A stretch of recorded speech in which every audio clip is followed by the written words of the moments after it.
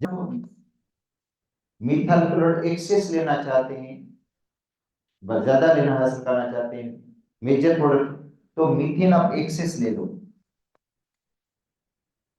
Methane आप access लो। देखो methane का अमाउंट क्या होगा, एक्सेस में है तो आपको जो उसके अंदर मेजर होगा वो क्या होगा, मिथाइल क्लोराइड होगा। बाकी भी मिलेंगे आपको, बाकी मिलेंगे, डाई भी मिलेगा, ट्राई भी मिलेगा, टेट्रा भी मिलेगा, मगर मेजर क्या होगा, क्योंकि आपने मीथेन एक्सेस किया है in the presence of sunlight, तो मिथाइल क्लोराइड आपको मिलेगा। बाकी भी मिलेंगे प्लस HCl। ठीक है, और ये रिएक्शन आगे भी प्रोसीड करेगा। ये देखो ये रिएक्शन आगे भी प्रोसीड करेगा, डाई ट्राई, जो आपको पहले पढ़ा चुका हूं मैं। ठीक है। अच्छा, इस तरह इथेन है ये, अगर इथेन एक्सेस लेंगे, क्लोरीन के साथ रिएक्शन करवाएंगे आप लोग in the presence of sunlight, तो क्या मिलेगा आपको, इसमें मिलेगा आपको इथाइल क्लोराइड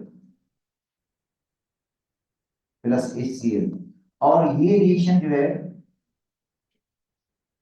जो ये मतलब ये आगे भी प्रोसीड करेगा, और आफ्टर में C2L6 होगा, मगर इसके अंदर जो हेलोजिनेशन है वो डिफिकल्टी से होती है, क्योंकि इसके अंदर 6 स्टेप्स होंगे।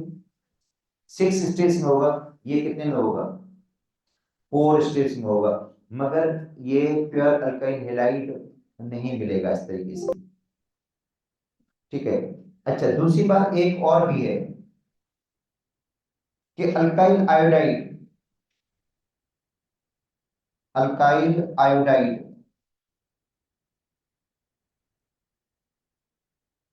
Is not obtain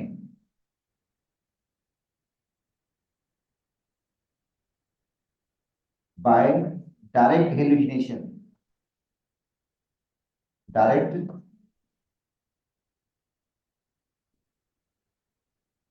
halogenation of alkane.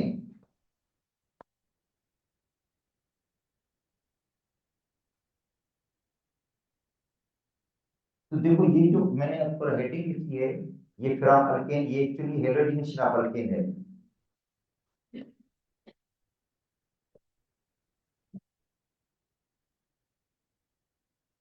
Halogenation of alkane है, तो हेलोजिनेशन ऑफ अल्केन से आप मिथाइल क्लोराइड बना सकते हो, इथाइल क्लोराइड बना सकते हो। ठीक है, मगर अल्काइल आयोडाइड नहीं बना सकते आप लोग। अल्काइल आयोडाइड नहीं बन सकता डायरेक्ट हेलोजिनेशन से, ये आपको पहले भी बताया था मैंने, जब मैं मीथेन के रिएक्शन पढ़ा रहा था तब भी आपको बताया था कि ये पॉसिबल नहीं है। देखो मीथेन है प्लस आयोडीन, मीथेन को हम आयोडीन के साथ रिएक्शन करवाते हैं तो रिएक्शन रिवर्सिबल होता है। रिएक्शन क्या होता है, रिवर्सिबल, मिथाइल आयोडाइड बनेगा और दूसरा बनेगा HI बनेगा। अच्छा, तो अब देखो ये रिएक्शन एक तो रिवर्सिबल है, दूसरा स्लो होता है, दूसरा HI स्ट्रॉन्ग रिड्यूसिंग एजेंट है। ये HI का स्ट्रॉन्ग रिड्यूसिंग एजेंट जो मिथाइल आयोडाइड को वापस कन्वर्ट करेगा किसके अंदर, मीथेन। तो इसका मतलब है आपको ये रिएक्शन नहीं होगा, ये होगा ही नहीं रिएक्शन। देखो एक तो reaction is slow and reversible.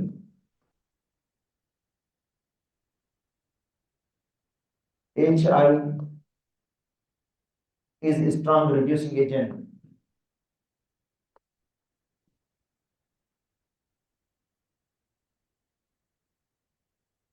which convert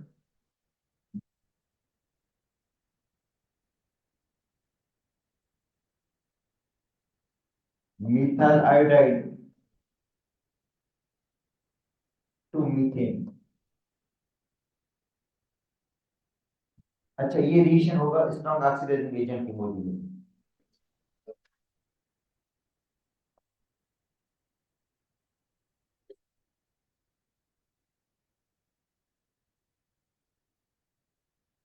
in presence of strong oxidizing agent। ये रिएक्शन होगा स्ट्रॉन्ग ऑक्सीडाइजिंग एजेंट की मौजूदगी में। HNO3 HNO3 या HIO3 जो होगा ना, ये स्ट्रॉन्ग ऑक्सीडाइजिंग एजेंट्स हैं जो क्या करेंगे, देखो वो HI को क्या करेंगे, ऑक्सीडाइज कर देंगे। ये जो स्ट्रॉन्ग ऑक्सीडाइजिंग एजेंट होंगे ना HNO3, वो इसको क्या करेंगे, तो ये वापस इस पर अटैक नहीं करेगा, इसका मतलब रिएक्शन रिवर्स नहीं होगा, स्लो तो जरूर होगा मगर रिवर्स नहीं होगा। अच्छा, अब आते हैं अल्काइल आयोडाइड कैसे हासिल करेंगे हम। तो अल्काइल आयोडाइड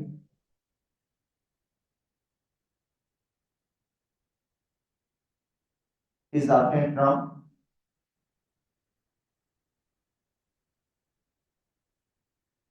अल्काइल ब्रोमाइड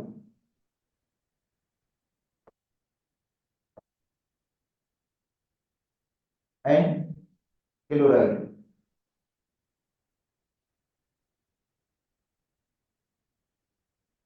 तो अल्काइल आयोडाइड कैसे हासिल करेंगे हम, अल्काइल ब्रोमाइड से और क्लोराइड से, by reaction with sodium iodide.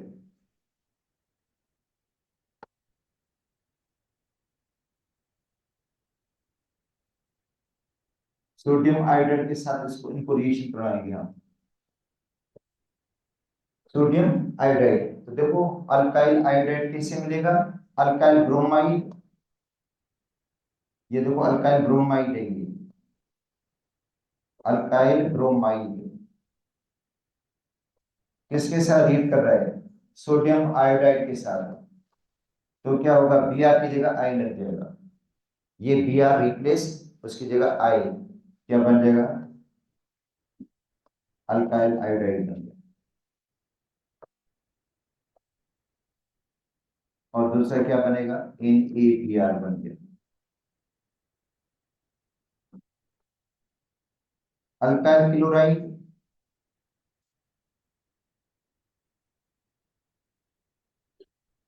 Plus sodium iodide, Cl की जगह पे आई लग जाएगा, तो बन गया अल्काइल आयोडाइड, और प्लस NaCl बन गया। तो ये है कि अगर अल्काइल आयोडाइड हासिल करना चाहते हैं,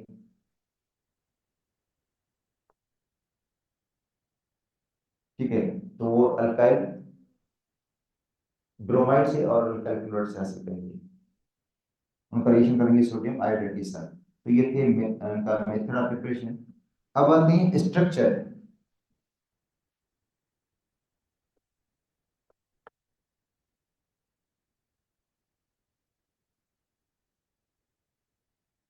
स्ट्रक्चर ऑफ अल्काइल हैलाइड।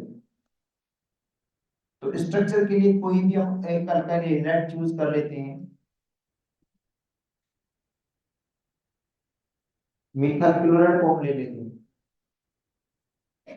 तो मिथाइल क्लोराइड का जो स्ट्रक्चर होगा वो टेट्राहेड्रल होगा, देखो टेट्राहेड्रल होगा।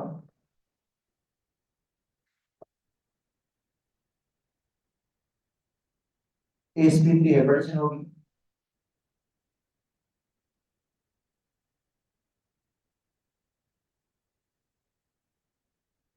और एंगल 109 की होगी। इसका मतलब है जो अल्काइल हैलाइड का कार्बन है, अल्काइल हैलाइड का कार्बन चाहे ब्रोमाइड हो, आयोडाइड हो, क्लोराइड हो, जो भी हो अल्काइल हैलाइड, उसके अंदर जो कार्बन होगा वो sp3 होगा, टेट्राहेड्रल होगा। और 4 sp3 हैब्रिड ऑर्बिटल होंगे उसके, 4 sp3। अगर सपोज करता हूं, मैं ले लेता हूं मिथाइल क्लोराइड को ले लेता हूं, मिथाइल क्लोराइड CH3Cl। तो मिथाइल क्लोराइड तो यही है ना बेटा, इधर हाइड्रोजन लगेगी, यहाँ पे क्या लगेगी, हाइड्रोजन, यहाँ पे क्या लगेगी, हाइड्रोजन, यहाँ पे क्या लगा हुआ है, क्लोरीन। तो कौन सा स्ट्रक्चर है, टेट्राहेड्रल तो है। कौन सा स्ट्रक्चर है ये? टेट्राहेड्रल। हाँ, सिर्फ फर्क ये पड़ेगा कि कार्बन की और ये जो बॉन्ड लेंथ होगी ये बराबर होगी, एक बॉन्ड लेंथ लंगर होगी, बॉन्ड लेंथ। क्योंकि कार्बन और क्लोरीन की जलाजमी में बॉन्ड लेंथ क्या होगी? लंगर बॉन्ड लेंथ होगी, क्योंकि इसके अंदर जो हाइड्रोजन हुई है ओवरलैपिंग हो रही है, sp3 और 1s की ओवरलैपिंग होगी, sp3 और 1s, sp3 और 1s, sp3 और 1s। यहाँ पे sp3 की ओवरलैपिंग किसके साथ होगी? 3p के साथ, 3p के साथ। तो p की बॉन्ड लेंथ क्या होगी? लंगर होगी इसकी जैसे, ठीक है। बाकी जो एंगल बनेगी वो सेम बनेगी। अब देखो ये कार्बन है, इसके 4 sp3 है, बड़ा ऑर्बिटल्स हैं, 4 sp3, ठीक है। ये sp3 है, sp3, ये भी क्या है? sp3, ये भी क्या है? sp3, इसको भी हम क्या कहेंगे? sp3। और sp3 में आपको पता है इसका भी कैपिटल होता है, p का भी होता है, इसका एक ऑर्बिटल, तो इसका 25% और p का 75%। अच्छा, यहाँ पे हाइड्रोजन आ गई, इधर भी क्या आ गई? हाइड्रोजन, यहाँ पे हाइड्रोजन आ गई। और आपको पता है हाइड्रोजन का कौन सा ऑर्बिटल होता है? S orbital. भाई ये 1s, ये भी क्या है? 1s, ये भी क्या है? 1s। अच्छा, ओवरलैपिंग किस तरह हुई? लीनियर, तो बॉन्ड कौन सा बनेगा? सिग्मा। यहाँ पे भी कौन सा बॉन्ड बनेगा? सिग्मा बनेगा। इधर भी कौन सा बॉन्ड बनेगा? सिग्मा बनेगा। अच्छा, यहाँ पे जो होगा एक पी ऑर्बिटल होगा, ये आ गया पी ऑर्बिटल, ये किसका है? क्लोरीन का है, 3p ऑर्बिटल, 3p ऑर्बिटल। अच्छा, ये भी ओवरलैपिंग किस तरह कर रहा है? बेटा ओवरलैपिंग तो लीनियर होगी, इसके अंदर भी लीनियर होगी, तो सिग्मा बॉन्ड बनेगा। तो ये p ऑर्बिटल है, ये क्या है? p ऑर्बिटल है, बाकी क्या है? S orbital. तो अब देखो ये सिग्मा बॉन्ड बन गए, और ये भी सिग्मा बॉन्ड ही बना है, मगर ये जो सिग्मा बॉन्ड बना है ये sp3 और 3p के दरमियान बना है। sp3 है और दूसरा क्या है? 3p है। बाकी sp3 और 1s, sp3 1s, यहाँ पे भी sp3 और 1s की ओवरलैपिंग हुई है, ठीक है। ये तो हो गया इनका स्ट्रक्चर, के टेट्राहेड्रल स्ट्रक्चर होगा, हाइपरटेंशन sp3 होगी, एंगल 109 की होगी।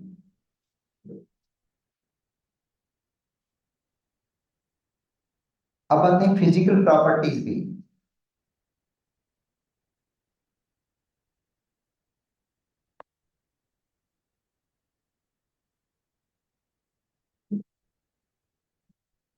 फिजिकल प्रॉपर्टीज,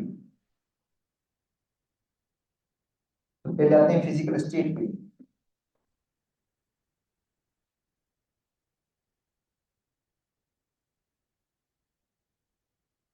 फिजिकल स्टेट, अच्छा देखें फिजिकल स्टेट में ये आपको बता दें कि अल्काइल हैलाइड जिनमें कम कार्बन होते हैं, कम कार्बन मतलब लेस कार्बन वाले, लेस कार्बन वाले जिन, अब उनके साथ क्लोरीन भी लग सकता है, ब्रोमीन भी लग सकता है, क्लोरीन क्लोरीन ब्रोमीन आयोडीन, ये गैस में भी मिलेंगे, लिक्विड में भी मिलेंगे। गैस में मिलेंगे और इसमें लिक्विड में, तो देखो मैं आपको बताता हूँ, methyl chloride, methyl chloride, methyl chloride,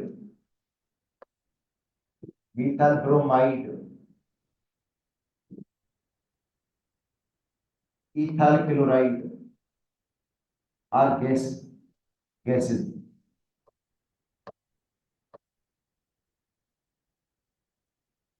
ये क्या होंगे?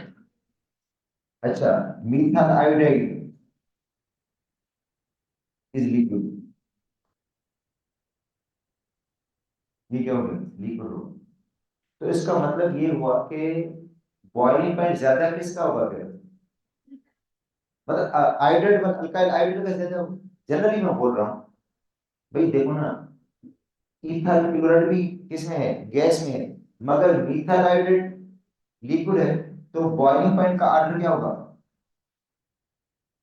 आर्डर ऑफ बॉइलिंग पॉइंट क्या होगा बताओ इनका? आर आई, का बॉइलिंग पॉइंट ज्यादा होगा सबसे।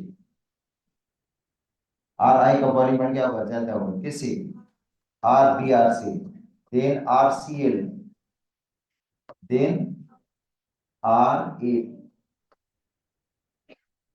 क्योंकि आर आई का जो है उनके अंदर वंडरवाल्स फोर्स ऑल्ट्रेशन क्या होगी, स्ट्रॉन्गर होगी, क्योंकि उसका मॉलिक्यूलर मास ज्यादा है, मॉलिक्यूलर मास ज्यादा है, इसकी वजह से आर आई मिलेगा आपको। आर आई का मतलब आर आई जो भी है ना, छोटे में छोटा, वो भी किसमें मिल रहा है, लिक्विड में मिल रहा है, बाकी सब गैसेस में। तो बॉइलिंग पॉइंट का ये आर होगा, फिजिकल स्टेट ये होगी। अच्छा, उसके बाद है कार्बन 18 से ज्यादा क्यों होगी, alkyl halide,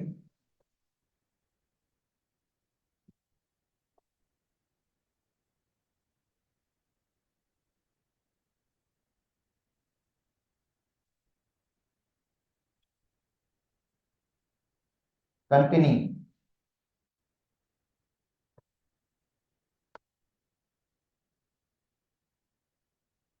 more than 18 carbon are solid.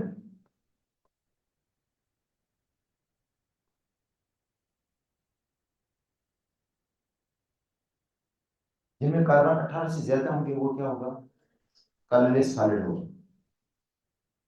ये तो होगी फिजिकल स्टेट। ठीक है, अब चेक करते हैं solubility.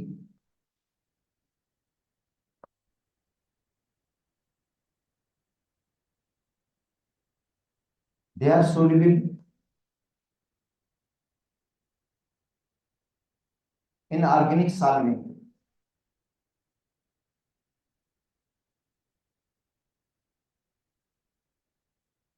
But very slightly soluble.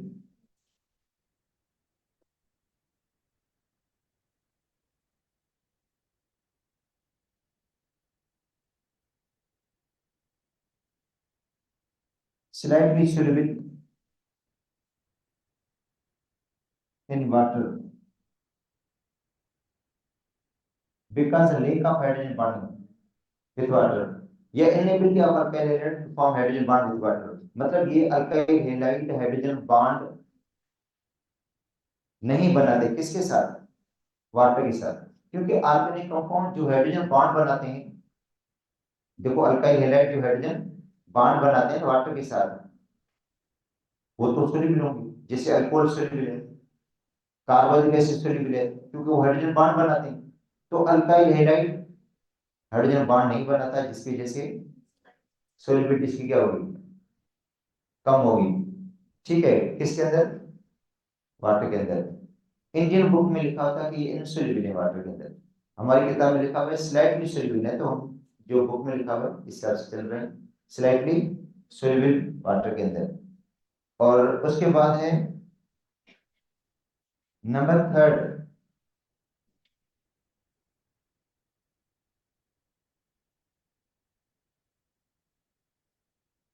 ठीक है, तो सोल्यूबिलिटी हो गया,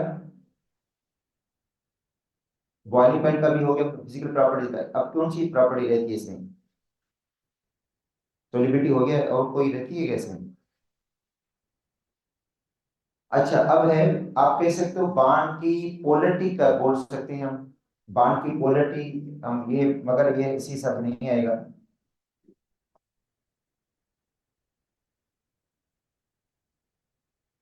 अब अपनी chemical property,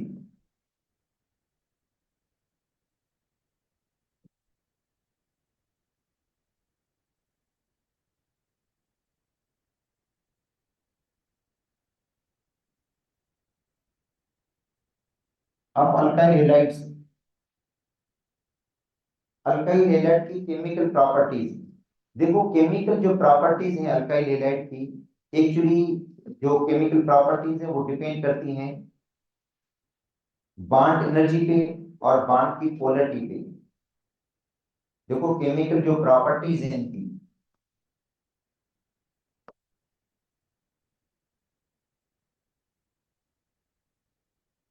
property depends upon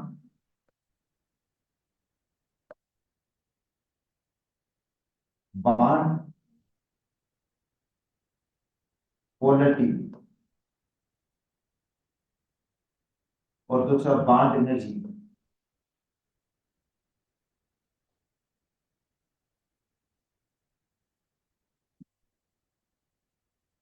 देखो एक तो बॉन्ड की पोलरिटी है, दूसरा बॉन्ड की एनर्जी है। बॉन्ड पोलरिटी का ऑर्डर ये है, bond polarity actually directly proportional है डिफरेंस ऑफ द इलेक्ट्रोनेगेटिविटी के।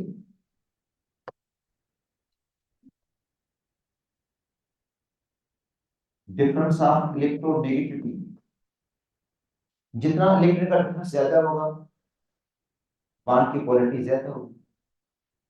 तो डिफरेंस ज्यादा, तो आपको पता है कार्बन और फ्लोरीन का बॉन्ड है, जो इलेक्ट्रिक का डिफरेंस ज्यादा होगा वो कार्बन और फ्लोरीन के बॉन्ड के दरमियान होगा, क्योंकि फ्लोरीन की इलेक्ट्रोनेगेटिविटी होती है 4। देखो फ्लोरीन की इलेक्ट्रिक है 4, कार्बन की 2.5। अगर उनका डिफरेंस निकालते हैं तो 1.5 का फर्क आता है। फिर क्लोरीन और कार्बन, कार्बन और क्लोरीन का बॉन्ड, तो क्लोरीन की इलेक्ट्रोनेगेटिविटी है 3, कार्बन की 2.5, 0.5 का फर्क आ रहा है। ब्रोमीन की 2.8, कार्बन की 2.5, तो 0.3 का फर्क आ रहा है। 0.3 का फर्क आ रहा है, तो इसका मतलब इलेक्ट्रिक का डिफरेंस सबसे ज्यादा जो है वो आरएफ के अंदर है। तो इसका मतलब है R F is more polar than RCl. ठीक है, ये ज्यादा बॉन्ड पोलर होगा। उसके बाद ये वाला बॉन्ड पोलर होगा, उसके बाद आर बी आर, उसके बाद आर आई, ये सबसे लेस पोलर होगा। और सबसे ज्यादा जो पोलर है वो ये है। ठीक है, तो ये बॉन्ड की पोलरिटी का ऑर्डर हो गया। मगर बॉन्ड एनर्जी का जो ट्रेंड, बॉन्ड एनर्जी का ट्रेंड भी यही होगा। बॉन्ड एनर्जी, देखो बॉन्ड एनर्जी भी ज्यादा इसकी होगी, क्योंकि ये बॉन्ड ज्यादा पोलर स्ट्रॉन्ग बॉन्ड होगा, उसको ब्रेक करने में ज्यादा एनर्जी की जरूरत पड़ेगी। तो ये बॉन्ड की पोलरिटी का ट्रेंड और ये बॉन्ड की एनर्जी का trend,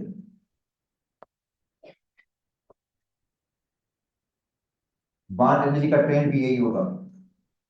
are in then R C L then R B R then R I. ठीक है। अच्छा अब देखो एक बात बता दो, अगर आपको इलेक्ट्रोफिलिक सब्स्टिट्यूशन करवानी है, अगर आपको इलेक्ट्रोफिलिक सब्स्टिट्यूशन करवानी है तो आपको स्ट्रॉन्ग इलेक्ट्रोफाइल की जरूरत पड़ेगी। चलो, इलेक्ट्रोफिलिक सब्स्टिट्यूशन में अगर रिएजन आपको इलेक्ट्रोफाइल चाहिए, इलेक्ट्रोफिलिक सब्स्टिट्यूशन करवानी है तो आपको स्ट्रॉन्ग इलेक्ट्रोफाइल की जरूरत पड़ेगी। और स्ट्रॉन्ग इलेक्ट्रोफाइल किसमें होगा? आरएफ के अंदर। तो electrophilic substitution of the benzene या Friedel crafts reaction of the benzene, उनके अंदर ऑर्डर ये होगा। देखो in Friedel crafts alkylation of benzene,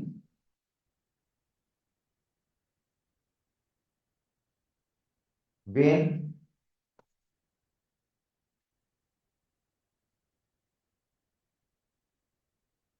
attacking reagent is electrophile, जाहिर अटैक रिएजेंट कौन सा है? इलेक्ट्रोफाइल है, तो ऑर्डर ऑफ रिएक्शन ये हो जाएगा।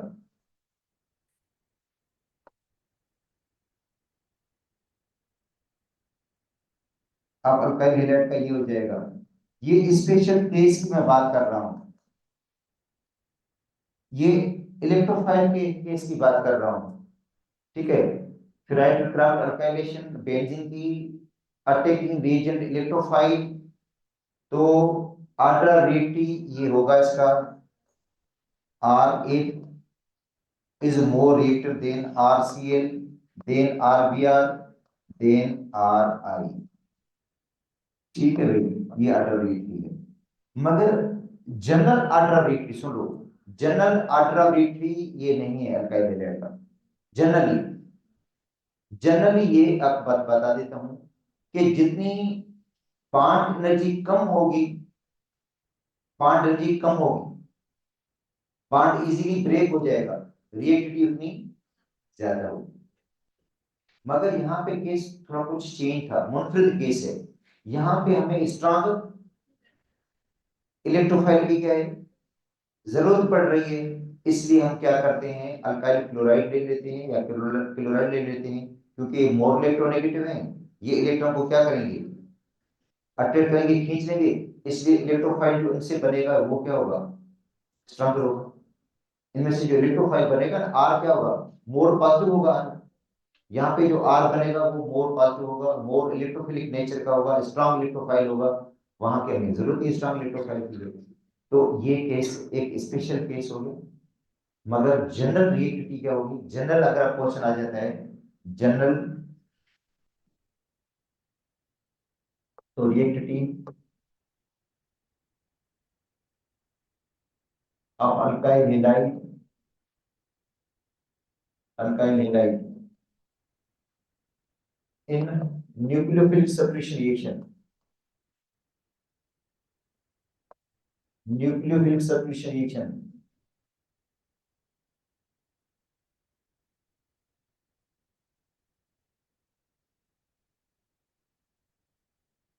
एलिमिनेशन रिएक्शन, ये अल्काइल हैलाइड देती है।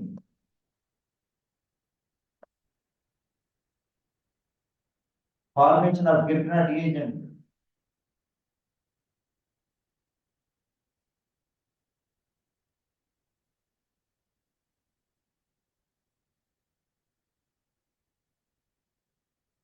वर्ड रिएक्शन पढ़ा था ना आपने। इन सब के अंदर, इन सब रिएक्शन के अंदर आर्डर रिएक्टिव ये होगा, RI मोर रिएक्टिव होगा, then RBr, then RCl, then RL।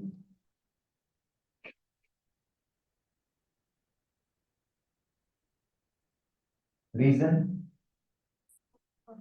Less bond energy, क्योंकि RI की जो बॉन्ड एनर्जी है वो लेस है, और बॉन्ड इजीली ब्रेक हो जाता है। तो अल्टरनेट ये होगा किसके अंदर, न्यूक्लियोफिलिक सेपरेशन रिएक्शन में, एलिमिनेशन रिएक्शन में, बॉन्ड रिएक्शन में, गिब्रेलिन रिएक्शन।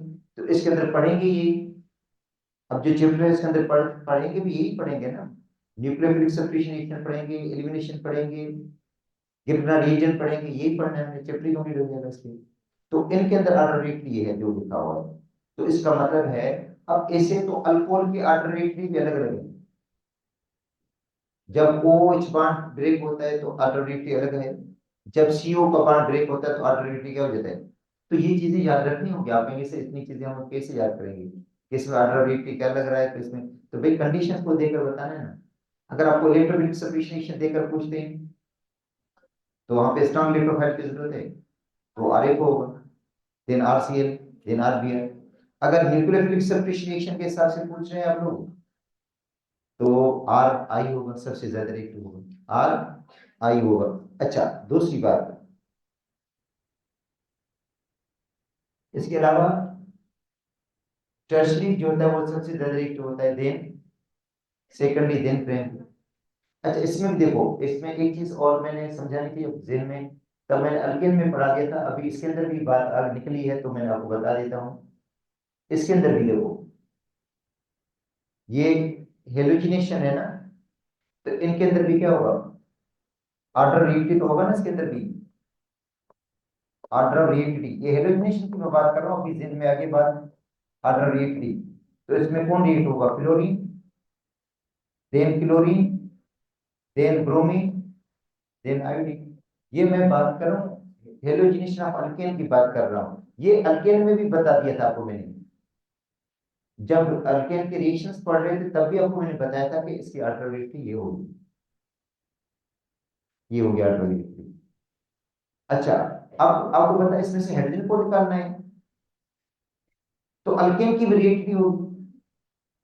भाई देखो ये तो ऑर्डर रिएक्टिविटी ऑफ हेलोजन है, हेलोजन की ऑर्डर रिएक्टिविटी होगी ना। अच्छा, ऑर्डर रिएक्टिविटी ऑफ अल्केन क्या होगा?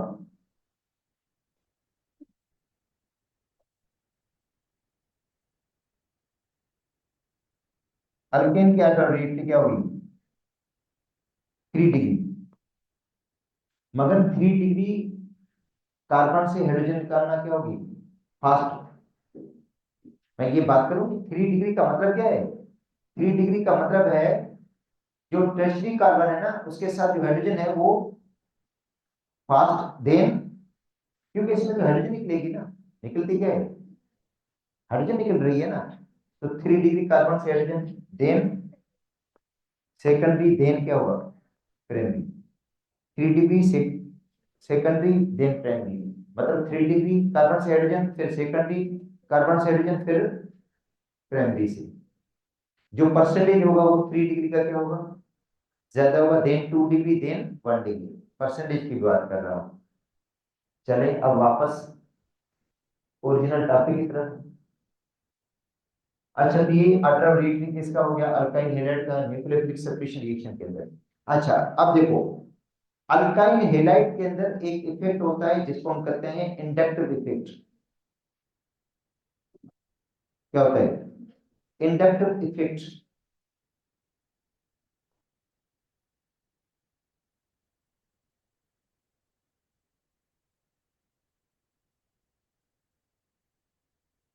तो ये इंडक्टिव इफेक्ट है क्या? ये है डिस्प्लेसमेंट। बेटा इंडक्टिव इफेक्ट है डिस्प्लेसमेंट।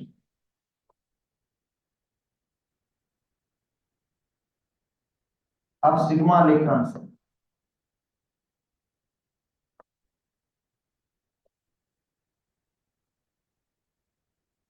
डिस्प्लेसमेंट किसकी?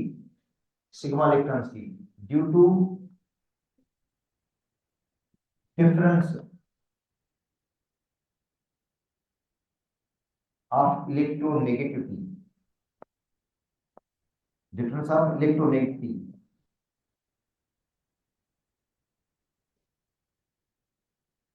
भाई इलेक्ट्रॉन का डिफरेंस है ना कार्बन और हीलियम के में, तो सिग्मा इलेक्ट्रॉन की डिस्प्लेसमेंट होगी। अब देखो ये कार्बन बॉन्डेड है क्लोरीन के साथ। किसके साथ बॉन्डेड है? क्लोरीन के साथ में। अच्छा, अब होता है क्लोरीन मोर इलेक्ट्रोनेगेटिव है। कार क्लोरीन क्या है? मोर इलेक्ट्रोनेगेटिव है, क्लोरीन की इलेक्ट्रिसिटी 3 है जो ज्यादा है, और कार्बन की इलेक्ट्रिसिटी 2.5। तो क्लोरीन क्या करेगा? कार्बन के इलेक्ट्रॉन को अपनी तरफ खींच लेगा। देखो ये क्लोरीन क्या करता है? ये क्लोरीन कार्बन के इलेक्ट्रॉन को क्या करेगा? अपनी तरफ रोटेट करेगा। तो देखो इलेक्ट्रॉन की डिस्प्लेसमेंट हो गई। क्लोरीन की इलेक्ट्रिक हाई थी, उसने इलेक्ट्रॉन को क्या किया? खींच लिया अपनी तरफ। तो इलेक्ट्रॉन डिस्प्लेस हो गए, किसकी तरफ गए? तो क्लोरीन के ऊपर देखो पार्शियल नेगेटिव चार्ज आएगी, और कार्बन के ऊपर कौन सी चार्ज आएगी? Partial positive. तो ये इलेक्ट्रॉन की डिस्प्लेसमेंट है। अब ये किस्सा यहाँ पे रुकेगा नहीं, दूसरे कार्बन तक भी ट्रांसफर होगा। इसका मतलब है इंडक्टिव इफेक्ट आगे भी ट्रांसफर होता है पूरी चेन के अंदर। अच्छा, अब ये कार्बन क्या करेगा? दूसरे कार्बन के इलेक्ट्रॉन को खींच लेगा अपनी तरफ। तो इसके ऊपर स्मॉल पॉजिटिव आएगी चार्ज, स्मॉल पॉजिटिव। ठीक है, इस कार्बन को हम कहते हैं अल्फा कार्बन, जो क्लोरीन के साथ बॉन्डेड है। इसको हम कहते हैं बीटा कार्बन। क्या कहेंगे? Beta carbon. तो ये बीटा कार्बन तक इसका असर होगा, उसके बाद इतना असर नहीं होगा। देखो इस कार्बन तक होगा असर, इसका असर, मगर उसके आगे कार्बन तक असर क्या कम होगा। इसके ऊपर और स्मॉल पॉजिटिव चार्ज है। तो अब देखो ये इंडक्टिव इफेक्ट है। इंडक्टिव इफेक्ट का मतलब है displacement of the sigma electrons due to difference of the electronegative, electron की डिफरेंस की वजह से इलेक्ट्रॉन को खींचना। ठीक है, इस इफेक्ट को हम कहते हैं इंडक्टिव इफेक्ट। तो अल्काइल हैलाइड के अंदर क्या होगा, इंडक्टिव इफेक्ट होगा due to difference of the electric. बाकी कल इसको डिस्कस कर लेंगे हम।